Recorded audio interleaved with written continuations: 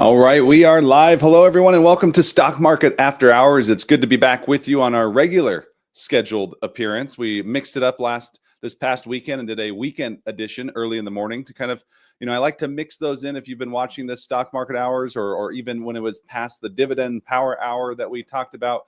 I like to mix it up a little bit just to open it up to more folks, especially those over in the Europe or Australia or Austria time zone there, just to help them, it not be so late if they still want to tune in and chat with us. So it's good to be back with you guys on a Wednesday afternoon here. Obviously, a lot going on in the market. We have Nvidia earnings, we have Palo Alto earnings, we've had Walmart and Target, Lowe's. So a lot going on this week. Been very busy over at our newsletter side of things at the Stock Investors Edge. So if you are a subscriber there, we're constantly giving you those earnings reports, especially for those premium subscribers that also get our thoughts on each and every stock there. So if you're not yet a subscriber to the Stock Investors Edge, it's free to join to get all of our free articles. There's also a free trial for our premium. So you can check out a link down in the description below for that. So first off, let's start things off like we always do. Let me know, where are you tuning in from? And let me know some stocks that you've been buying in the last week or so. Grexy, coming out of Austria right there. There we go. How we doing, everyone? All right. Indiana's in the house. Good evening to you. Matthew, good day. Is it Panos? Hello. Ann, how are you doing? Good to see you. Jeffrey, my friend up in Washington, bought some. You're buying more stock of me. That's nice of you, Jeffrey. SMH, Nike, Uber, and a little Qualcomm. Do we buy Qualcomm on the dip there? It's kind of been trading in a little bit of a consolidation period, is what we've seen with Qualcomm there, not really going anywhere. My good buddy John Bircher's in the house. SCHG, and a little QQM, as well as some options. Some options we're messing with Target there. Target did not have a good report. That was just pathetic to say the least, from looking at how Walmart is doing and how consumers are still spending. They just haven't got things right. So Dave in from Minnesota, checking in from Chicago. There is Kenny. Peggy tuning in from Maine. Oh, Canada's in the house. Okay, we got Austria, Canada so far. Vegas over with James. How we doing? New Orleans. Can you start with Nvidia? We will get into Nvidia. Trust me. A lot of earnings. That's going to be our focus today in the Stock Market After Hours, is kind of going through our earnings there. Michigan is in the house. Ron, how we doing? Is Bitcoin a buy? I do have a little Bitcoin. I don't get into any other cryptocurrencies from that standpoint there. Pfizer, no bueno. Vancouver, Belgium's in the house. Love it. How we doing? Is it... my eyes were going bad there. I thought it was Dean, but we're going to go with Dan. And then Maryland is in the house. So awesome. Well, great to be back with you guys on the Stock Market After Hours. Again, a lot to get into for, covering what's going on in the market and things like that. So let's start off by taking a look where the markets are right now on a year-to-date basis. Let me take that off there. So here we go. We can take a peek and see year-to-date. Communication Services is back at the top. On Saturday, just 3 trading days ago when we did our Saturday edition, it was not communications. It was not technology up there at the top, but it was in fact financial. So communication services and technology back 1-2 at the top there. They've kind of flipped spots. You have financials there at 32%. You have utilities rounding out the top 4, and those are the only 4 beating the S&P 500. We're still holding on to year-to-date gains across all 11 sectors, so that's definitely a good thing. But as you can see down there at the bottom, healthcare is holding on, to say the least there. So when we look at materials, we're up 7%. So we got 3 sectors right now that are all below 10% gains from that standpoint, even though the S&P 500 is up nearly 25%. If we move over to the 3-month, communication or consumer discretionary and financials have been the big winners there. A lot of that has to do with Amazon as well as Tesla. And then we have financials after the Trump reelection. That sector took off. And then we have communication services are the only 3 sectors gaining 10% in that period, but easily outpacing the S&P 500, which is up 6.5% over the past 3 months. Healthcare, though, down 7.6%. And that is a sector that has gotten hit quite hard, especially since the election, especially since Trump elected RFK to head up pretty much the health side of things as it pertains to the government. And that is one of the largest sectors in all of government there. So if you're a biotech company that has anything to do with vaccines, if you're even outside of healthcare, if you go into sugary things or chocolate and stuff like that, that just isn't health conscious wise, those companies could have some serious headwinds headed their way there. But there's going to be a few that are going to be able to get around it. You know, I've thought about it with Coca-Cola, and I talked about Coca-Cola when all this GLP-1 concerns came about. The stock just got hammered, was down something like 20%. And I said, this is just way overdone. Number one, we have seen a number of different weight loss programs come out before, probably not to the tone of what these GLP-1 drugs have done, but at the same time, there's a few things that we have proven here in America. It's hard to stick with things. It's hard to resist the temptation of still knowing how that soda tastes, how that piece of chocolate or candy, that sugary candy tastes. And I know just from personal experience, not me taking it, but from family, friends, colleagues, and things like that, that they still indulge in some of these things. They know that they have a set amount that they can eat, and they still eat like crap at times. They're eating Coca-Cola products, the Hershey Company's products, and things like that. So there's still going to be, you know, plenty of options out there. Coca-Cola has done a nice job kind of giving plenty of options. They have those sugary drinks for that consumer type. They have those calorie-free drinks for a different consumer type. And they have, you know, things like water and a number of different juices and stuff. So they're going to be fine in the long run. So I think kind of that 15% over that correction that we see the stock in right now could be a place to start considering selling some options at a lower price point there, if that's something that you're into at all. So let's revert back here to the screen and see what we got going on. So let's look at the past month here. So consumer discretionary communication services are the top two there. Again, S&P 500 over the past month is barely green. So we're talking 0.9% over the past month. And look at the number of red there. So you can see a slew of sectors have been in the red over the past month here, going from industrials, consumer staples, utilities, real estate, materials, and healthcare. What do they all have in common? The majority of them are going to be defensive. So it's kind of been that reverse trade. So now we had some concerns going in. We had uncertainty going into earnings, going into the election, going into the latest inflation report. Now that is a little bit more clear. Doesn't mean there's not still uncertainties out there, but we have a little bit more in terms of clarity, especially now that Nvidia has reported. So we've seen a total reverse to where, oh, we don't need to be as safe as we thought we did. Let's go back to risk on. Let's go back to technology, communication services, and things like that. That has been what has been winning here of late in the stock market. So let's dive right into Nvidia, with shares down roughly 2% last time we checked there. So let me do a quick check here and let's see where Nvidia shares are down 1.5%, we'll call it, based on where they're at right now. So again, obviously, the largest company there, they kind of keep flip-flopping spots as it pertains to who's the head dog in terms of Microsoft, Nvidia. So both very large companies. But Nvidia trades, it's pretty funny when you look at it. Considering the size of the company, it still trades like it's a small cap or mid cap.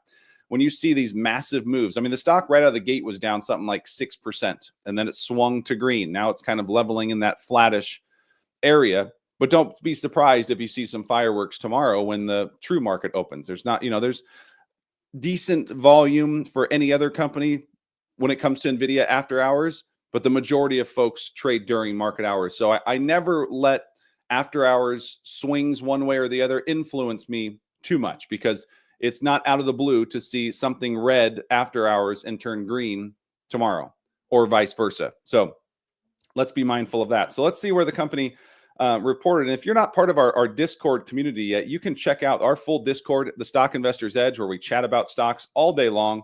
We have a lounge, we have a stock room that you can just type in and discuss with various investors. But as I mentioned, those earnings reports that we give out, we do these for all the companies that we follow. And we have roughly 150 companies that we are following here. So here's our earnings summary, which I'm going to blow up for you guys right here. And we're going to take a look at Nvidia earnings right now. So let's take a peek at this Nvidia earnings. And again, if you are a subscriber to the Stock Investor's Edge, there's going to be a link down in the description below. You can sign up for free and get access to all the free stuff that we offer as well. but you do get these one-page reports that we post throughout the Discord community, going stock by stock. So this is obviously NVIDIA. We can see that revenue came in at $35.08 billion. Estimate was 33. The company beat on the top line. If we look over at the bottom line, the company beat on EPS. So top bottom line beat apparently wasn't enough yet. They beat by 6% on the top line, beat by 8% on the bottom line. So at some point, it's going to get more and more difficult as those comps get more and more difficult to beat. When you're looking at a company that's doubling its revenues every single year, more than that the prior year, it's just the law, the averages of the sum of the parts here. As a company gets larger and larger, it makes it more difficult to beat and look as impressive there. So the growth rates are obviously going to slow. This isn't a company that can keep up 200 and 100% gains every single year, quarter over quarter, okay? They're still growing strong. The demand is still there for this particular company here, and you can see that it's just a stare right up. I mean, it's just perfectly aligned on how this company is growing each and every quarter. Same thing with earnings there, actually more impressive, up 103%. Data center revenue, up 112% year over year. Gaming revenue, 15. Professional visual, up 17%. Operating income, though, this is the stuff that I want to see here. Operating income up huge. Operating cash flow up huge from that perspective there. So the company is generating a ton when it comes to free cash flow. So what are some of the concerns that investors have? You know, if you want to nitpick at some things, well, when you're looking at a company like an NVIDIA, they peaked out at gross margins at 78.4% a few quarters ago. Where did they come in this particular quarter? Came in at 74.6%. Where are they guiding for the next quarter? This was Q3 that they just issued, but they gave guidance for the next quarter, which is their Q4. They're going to go down again to 73%. So we were at 78. We came down to 75. This quarter was 74.6. Now we're headed down to 73. So if you want to nitpick at things, that's where you're going to nitpick at. But we're talking about 73% gross margins. Those are phenomenal gross margins right there.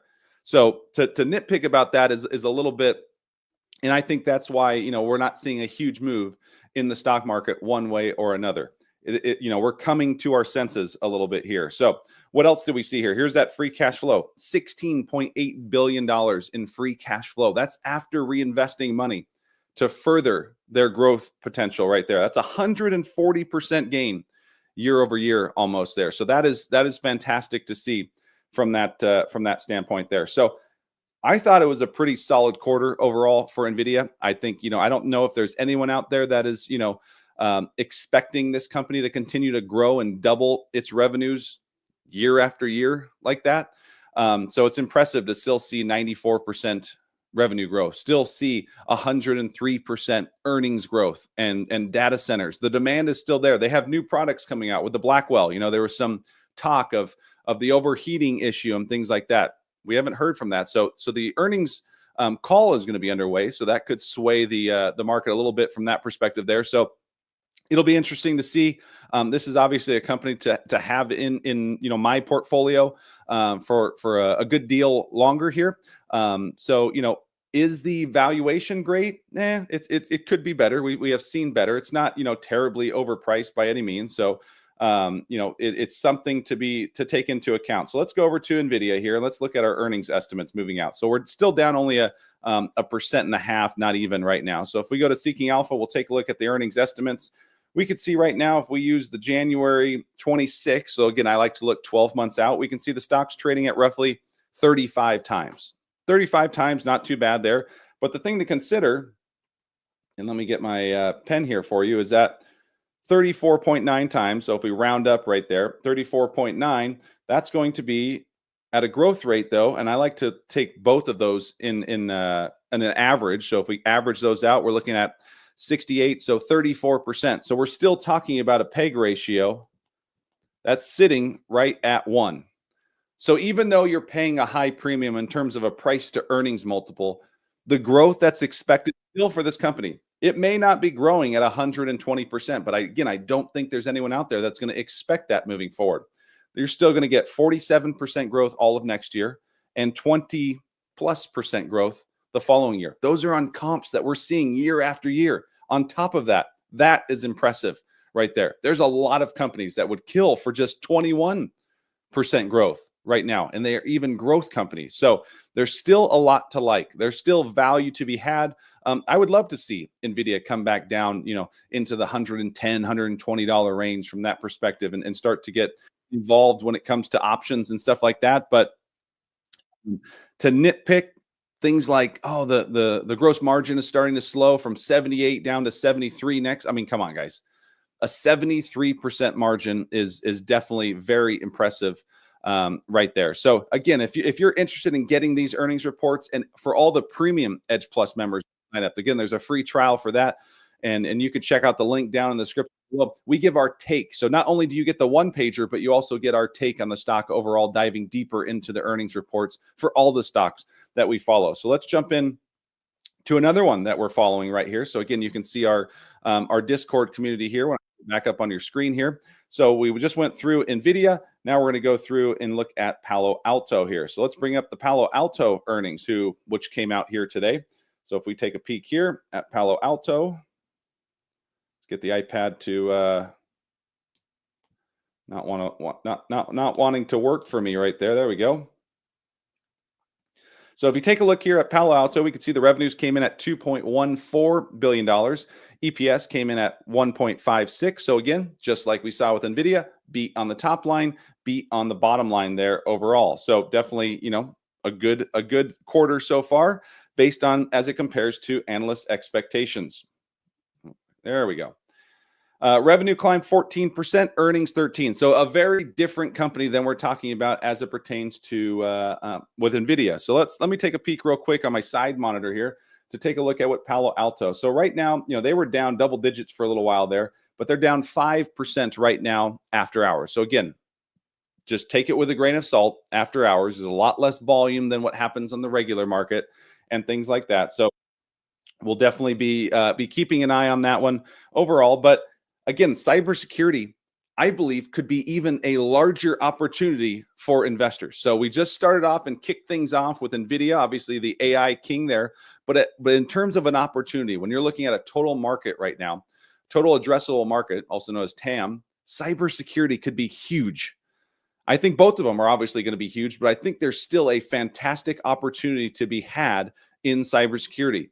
And two at the top are going to be the likes of CrowdStrike and the likes of Palo Alto. So when I get opportunities in both of these companies, now I'm not looking at opportunities for, when they decide to have their intern run a full update that crashes, that's not an opportunity. That's something I need to see turn around. So although I'm not jumping in with CrowdStrike right out of the gate, I want to see what this is going to be their first true quarter after the outage. So the last one that came out was the quarter ended in terms of the outage going through. This will be the first full quarter post outage. So it'll be interesting to see in terms of how many folks have stayed with them, how many new contracts and things have they signed moving forward. But as it pertains to Palo Alto, we saw a beat on both the top and the bottom line there. So definitely interesting there to see the move after hours. We saw the forward guidance. So if we take a peek back here to see what the forward guidance looks like, you can see that. We scroll down here. Q2 revenue is expected to come in at 2.22, between that and 2.25. So that's, again, 13%, slightly less than where they came in at this particular quarter. EPS is right around $1.55. Again, same exact as where the quarter ended this year. FY 24 revenue is coming in at 912 and 917. So that was an increase in guidance, and EPS is also increasing a good deal there, from 618 on the low end up to 626, and on the high end going from 631 up to 639. So beat on both the top and the bottom line, and an increase overall in forward guidance. So those are things I like to see as investors. Things aren't broken. If we miss analyst expectations and things like that, I'm not as concerned. If we are continuing to operate the business in a good manner, in an efficient manner, if we continue to see revenue turn into more free cash flow dollars, look at things like free cash flow margin. Are we beating on both the top and the bottom line? All of those together, if we miss slightly, that's not as big of a concern. And that's the companies I like to buy on dips. Now, if there's something fundamental, a fundamental issue with the company overall, that we just miss expectations completely, and things aren't trending and we're not operating efficiently, and you look at close competitors that are performing quite well and we're not quite figuring out, those are the companies I have concerns about. Does that sound like anyone that's issued their earnings lately? It certainly does. It sounds like a company known as Target, and Target has just completely dropped the ball here as it pertains to what they've been doing here. So if we take a peek here at Target, there we go. We can see that not like Nvidia and not like we saw with even Palo Alto, this company missed earnings. So a slight miss on the top there, 25.7. Analysts were looking for 25.8. EPS came in at $1.85. They weren't even close from that perspective there. So a miss of 20%. Revenues pretty much didn't go anywhere. They were pretty much flat there, up 1%. Earnings declined 12%. So that's going in the wrong direction there. If we look at the store revenue down 1%. Digital, that was, those are some initiatives that they've been putting in to try and help. When you look at digital for Walmart, it blew Target out of the water. But we are starting to see some growth here from Target. So up 11%. Same store sales were up just 0.3%. So this is a company that really struggled coming out of the pandemic. That first year, it was like, toilet paper and things like that were a collector's item. They were just flying off the shelves, and everything was flying off the shelves. You went through a Target and it just looked like a beat up, going out of business, Dollar General store or something. There was just nothing on the shelves. And then the next year you came, they just had inventory pallets just all over the store floor because they had ordered way too much. So they had major inventory issues. Walmart had the same thing. Walmart figured it out way faster. And that's why we saw Walmart get off to the races quickly, and they've continued to expand on that lead. They have their pedal down. They are not looking back, and they are just leaving the likes of Target in the dust. So I look at opportunity when it comes to Target, but the results aren't showing it. The results aren't showing that they are closing the gap. If anything, the gap is widening. And that's my concern. I have shares of Target, so I didn't like to see this. I have an option play that's down, so 10% below the strike price and things like that of where it's ended and where the strike price is. We're down about 10% right now. The shares are definitely cheap. This is a company that's cheap for a reason. They're not showing us in the results that this is something that's likely to turn around. This is what they're showing us, is this is a management team that is failing on what they've laid out. When you go back to last quarter, not the quarter they just reported, but the quarter prior to that, if you recall, if you own shares of Target or if you follow Target, what they did was they actually increased their guidance. And then you come here and issue these poor of results. And on top of that, not only do you issue these poor of results, but if we scroll down, what do you see down there at the bottom? The company decreased their forward guidance. So this is a company that is clearly disconnected and has no real idea where this company is headed. Oh no, we've turned this thing around. That last quarter was the quarter that I said, oh, this is a company that has turned things around here. And it seemed like that was just purely a fluke. So although it's a cheap company, I'm not by any means going out and running to sell my position. I don't like to sell if it's cheap, and it is one quarter. I don't want to over exaggerate here and just say, hey, everyone, let's run to the sales register on Target. But it's now turning into a prove it stock. It's not one that I need to rush into to buy more because it's cheap. It's one that I'm just going to let sit there.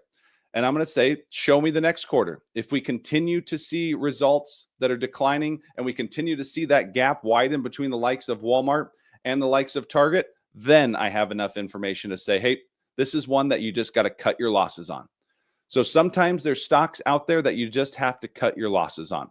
Okay. And Target, not saying it's one right now, but it's on that list. It's kind of in that selling bullpen, that penalty box, I should say, in terms of what should we do with the stock overall. So those are the three main companies that we want to look at right out of the get-go. And there's a few other things that I kind of want to show you guys. And before we are done with our stock market after hours here. And this is aside from earnings, this is pertaining to insiders selling. So right now in this period that we're in, we are seeing a record number post-election of insiders selling. So there's still some things that are starting to pile up that as an investor makes you want to think twice about going out or rushing and buying a stock hand over fist. So we're looking at an economy that's okay. We're looking at inflation that is remaining sticky right now. What is the Fed to do? Well, those results of a likely Fed cut coming in December, those are weaning. So we're not sure what's going to go on there because it was an 80% likelihood that the Fed was going to cut in December just a month ago. And if you recall, if you joined me for my Saturday edition of this show, those were upwards of 60%. Now we're sitting in the mid 50%. It's really 50-50 on whether they are going to cut or not in the December meeting that's coming up here in a few weeks. So we have an economy, we have a job market that's holding on there. There's no major red flags right now, but we're starting to see some cracks overall. We see consumer spending is still there, but how are they spending it? They're spending it on credit card levels or on credit cards. Credit card levels are at record highs. What do we see from some of the credit card information? We're starting to see record level of delinquencies, or not record. We're starting to see upticks, I should say, upticks in credit card delinquencies. Okay. So some information to keep an eye on as an investor. You want to look at the macro just as much as you look at the micro if you're looking at a company by company basis, because sometimes you have complete market overhauls, market sell-offs, and it doesn't matter if your company is doing well, your stock can still come down with the overall market. So let me show you this story that is up on CNBC right now, talking about corporate investors and them selling shares. So right now it's, the ratio is at 23.7 right now in terms of sellers to buyers. Here we go, 23.7 to 1. What is the record for a full quarter? 23.6. So we've already surpassed that. If this pace continues at this level here, we will have a new record. And you can see back here on this chart here in terms of buyers and sellers. Here we are up here sitting at record territory. The last one was back in 2021, 2022 range. Shortly after the pandemic there, of when we saw a lot more profit taking. So there's a number of reasons. There's post-election we've had. So we had that big run where a lot of insiders said, hey, well, we had some huge moves here. Let me cash in some of these gains. There could be some concerns around the post-election, the new Trump administration coming in, on how that could impact certain sectors within the market. So, that's something to take into account there as well. So definitely something interesting. And then on top of that, and on top of the insider selling that we have, you have the likes of Warren Buffett, who now has over $300 billion in cash just sitting there waiting for an opportunity. So that could give you some pause as an investor. But the thing that I say when I work with individuals or people that come into my group coaching program as it pertains to the Investing Accelerator is I always tell them one thing. I much prefer time in the market rather than trying to time the market. So I'm never going to be someone that has, draws down my entire portfolio or has 50% cash or anything like that. There'll be some gains that I'll happily take due to the valuation or whatever the concerns may be. But I'm always going to try and be and look to have time in the market, meaning keeping invested in some shape or form. You can move your portfolios around from a less to more risky approach or more of a defensive approach and things like that as you manage your own portfolio. But it's very important to stay up with the details, especially if you are someone that wants to invest in individual stocks. Individual stocks is a lot more hands-on. And that's why we have created that Discord community, to where if you are a premium subscriber, you not only get access to my portfolio, you get stock deep dives each and every week. You get the earnings recaps. We have multiple portfolios. You get our monthly quick picks and a slew of other things there. So definitely check it out. It's free to join a free membership. You get a 7-day trial to the premium one, the Stock Investor's Edge. There's a link down in the description below there. So let me know in the comments before we go here, what are your thoughts on Nvidia right now? With the stock down at, we'll say, 1.5% right now, at today's price through the end of the year, do you rate shares of Nvidia a buy, sell, or hold? Let me know down in the comment section, and let's see what you guys think in terms of where Nvidia is right now. So we obviously didn't get much move in the stock after hours right now. Doesn't mean it won't move tomorrow, but we'll have to see. So right now it's at $144 after hours. Do you rate shares of Nvidia a buy, sell, or hold here? Let's see what we got. So we got a buy from B Hall. Mohammed's calling it a buy. Alex, a buy. Solomon, a buy. Jay is going He's going to hold 50 and sell 50. He's going to cash in on some of it there. We got a hold from Powell. Another hold. Okay, hold's taking over right now.